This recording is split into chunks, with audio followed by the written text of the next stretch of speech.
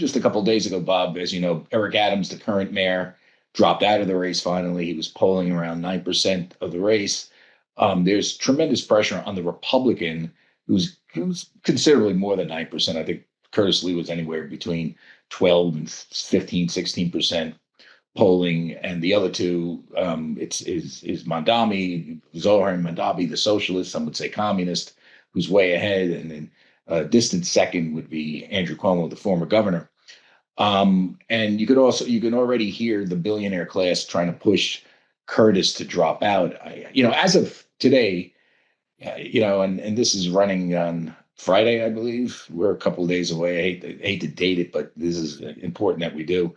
So midweek, I just spoke with Curtis or texted him. He's not dropping out. As a matter of fact, he's speaking with the New York City partnership, obviously to try to raise money and to introduce himself to them. But the pressure on him to drop is going to be hot and heavy.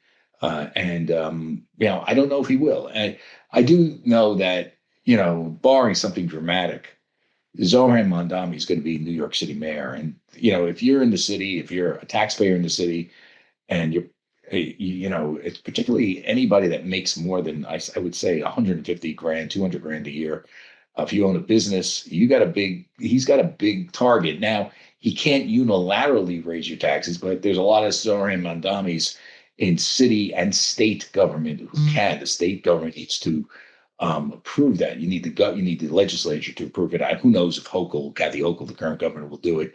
She changes she has absolutely no morals and political morals. She changes like the wind. And, it's a scary situation. You can move, but still, this is still like no one really wants to. If you've been a New Yorker like Bob and I have for, nearly our entire lives, I moved out of the state to move back, to learn a trade, journalism, to move back in to New York City and be a financial writer. And this is my home. I was born in the Bronx, so I've always wanted to be here. Yeah, if you can make it here, you can make it anywhere. And I'm starting to look at the sort of the risk and reward and saying it ain't worth it. It's not worth it. You can, particularly if you made it here, you can just leave. Charlie, can I ask you a question? This is a Yes. serious question. This is about Mamdani.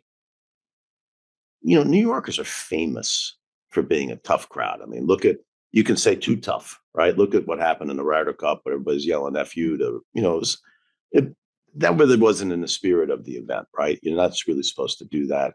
Did it anyway, but that's New York, right? Sorry, guys. That's the way it is. Well, that was Long Island. But so what? It's New York. What happened? Why can't we sniff out the bullshit? Because this guy's bullshit.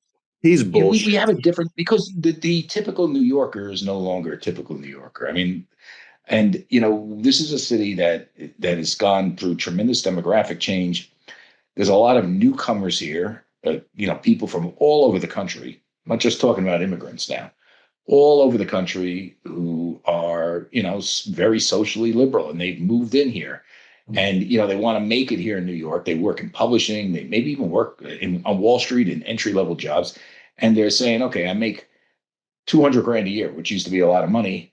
God, if I was making that when I was a kid, I would be like living large. Yeah. But they can barely afford an apartment with two other people because the rents are so high. So they take that out and they say, here's a guy that's giving us free stuff. And, the guy that's giving you, but what they don't realize is it's the free stuff that is caused the cost of living to go up. It's the fact that you can't build new apartments here because it's all this rent stabilization, all these crazy laws. Not even stabilization, it's rent control in many ways, and permits and this and that make it very difficult to live here. And, it's hard to build new buildings and build new apartments. And because of that, the cost of living here is astronomical. And so the New Yorker that you're talking about has moved. I mentioned Nassau, Long Island, has moved to Long Island, has moved to Connecticut. And that's where New York resides. And here's the thing that people forget. There will be there's been particularly since de Blasio became mayor. A lot of this started when Bill de Blasio became mayor. And I believe that was 2014. Correct me in my math if I'm wrong. But yeah, 14, he was 2016. Okay. Or did he write? Did he get No, two it's terms? 2012, right? 2012. 2012. So he got two terms, right? Right. So there's been an exodus of people that should be paying the bills that are leaving, and all the stuff that Mondami wants to do will cause more of that exodus. So there'll be less and less people who could pay the bills here, meaning the taxes on them grow exponentially. And it's just simple economics. There is no way around it. You can't, Mandami can't, maybe a commie, but the country is, this is a country of laws, and you can move to Connecticut if you want. He can't touch you. Move to Florida. He could try, but it's hard. Charlie, Jamie I wouldn't. Dimon, Charlie, I wouldn't send that guy downstairs to get an ice cream by himself. I know. Honestly, I'm with you. But, Jamie Dimon and all these people, if this guy gets elected, are going to come under tremendous pressure to maybe move out. And I know I just drove by the other day his beautiful new headquarters on 45th Street and Park Avenue, and it is beautiful. But I can't tell you how many billions he sunk into that thing. But suppose none of his bankers want to work here because they get like triple taxed. I yeah. mean, this is very interesting with these Wall Street guys.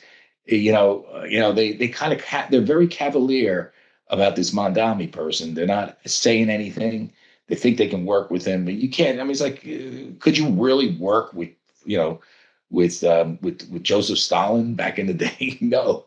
Remember our good friend, and we had him on as our very first guest, was Jack Devine, the former Yes, worldwide head of operations for the CIA, and he gave us some great advice. He said, when people like Mondani speak, you have to listen and take them seriously. I agree.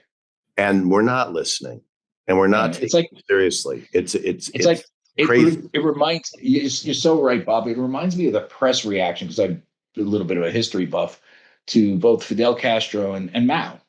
There were people writing about Mao that he was, a freedom fighter and he wasn't this guy, this horrible guy. And he came in and he murdered people through collectivization to enforce collectivization. He killed millions and millions of people, and so did Castro. People forget like the blood that's on his hand, and they think it's all just kumbaya. It's not to build a communist utopia because people work for what they own, and to take it away from them, you often do that at the end of a gun. Now the difference is this is America. It's not. And I could just see this thing setting up with a huge battle with the Trump administration withholding aid. I mean, Trump is relishing this battle. This is why I don't think he's going to get involved, and he's going to let Mondami win just to say, I got 90% of my stuff out of state. I might have, you might see my name on buildings, but they rent my name. But my holding, and I do have holdings here, but I got most of my stuff down south. And, my golf course is in Turnberry and Mar-a-Lago and people, and it's my value of Mar-a-Lago is quadrupled, and I got all this crypto. Let it go to hell for a couple of years. I don't care, and I think, that's kind of, that might be the best solution to this because the state has been moving towards Mondamiism for years. This expedites it, and it becomes now you get what you really pay for. I mean, let's get it. It's almost a puke. The market pukes and gets the bad stuff out.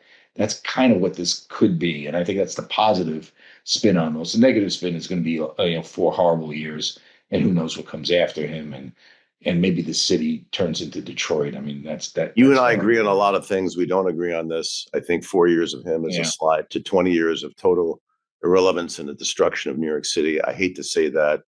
I am born and bred New Yorker, as you are. Lived here my whole life. My parents lived here their whole lives, et cetera, et cetera, et cetera. You can't have it. You just can't. And I heard you, respect you. There's a But great I just think it's crazy. Bob. There's a great scene in War and Peace, Tolstoy's classic, where the great General Kazukov is sitting there, and all these generals, and Napoleon is advancing, and he's heading towards Moscow. And Kazukov is falling asleep while everybody's like, "We can't let him take Moscow. We can't." And he's like falling asleep. He's got his head over his head, and he wakes up and he goes, "Let him take Moscow. We're going to win because the Russian winter is going to come." and he's going to be stuck here. And then we make our move. Let's pull back. And that's what happened. And that's what the Russian troops did. And as you know, Napoleon was humiliated, was forced out. And then his final humiliation was known as Waterloo. But Bob, at some point, the sort of there's a greater force that can't stop the state from turning to Mondami, because we have one party rule in this state. Yep. When you have one party rule, it is the activists of that party that are going to push it in a certain direction and that are going to take it in that direction. Mondami is an inevitable outcome of that. Andrew Cuomo tried to make the case to the New York Post editorial board. I know this because obviously I work for the Post, and he tried to say, listen, you keep attacking me for bail reform, you keep attacking me for this, for that.